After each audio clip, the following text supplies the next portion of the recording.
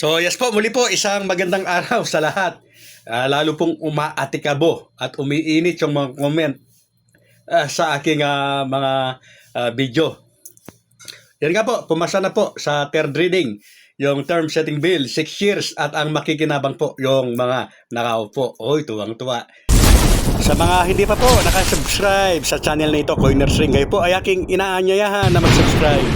Pakiclick po yung notification bell at all para palagi kayong updated. At sa mga video po na inyong magugustuhan, paki-like and share naman po. Maraming salamat. At yan po ba ay ganap na batas na?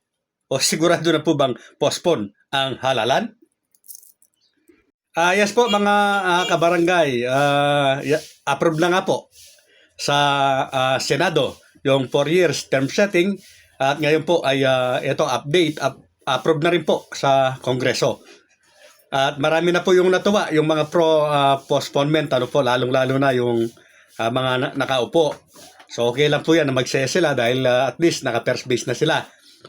Ang tanong, postpone na ba? Batas na ba yan? Ganap na batas na po ba yan? Hindi pa po, kasi po ay magbabaykan pa. At ang hindi lang natin alam kung may panahon pa po sila para magsanib pwersa upang magdesisyon ng iisang desisyon dahil dalawang version po ang ipinasa nila.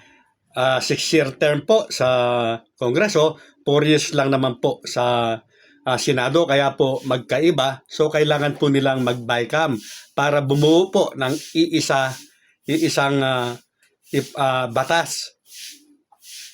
Bago po yan talagang maging ganap na batas.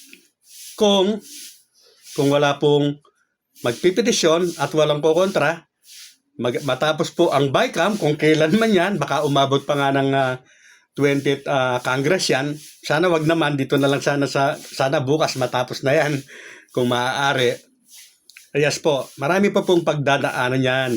Hindi pa po yan ganap na batas, sabi ko nga po. So ang umiiral po na batas pa sa kasalukuyan ay yung Supreme Court ruling na nagtakda po na ang halalan ay magaganap po sa December 1, 2025.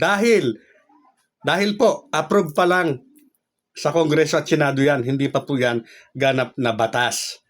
Sana po sa mga nanonood, para hindi po kayo malito, kasi kung personal interest po yung mapapanood ninyo, ay talagang malilito po kayo. Natural po na ipagpipilitan ng mga pro postponement na postpone na talaga, pero hindi pa po.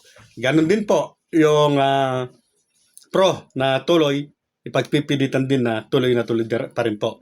Kaya abang-abang na lamang po tayo, marami pa yung mangyayari. Malayong-malayo pa po ang tatahakin ng usaping ito. At sana po ay nag-e-enjoy kayo, magkabila.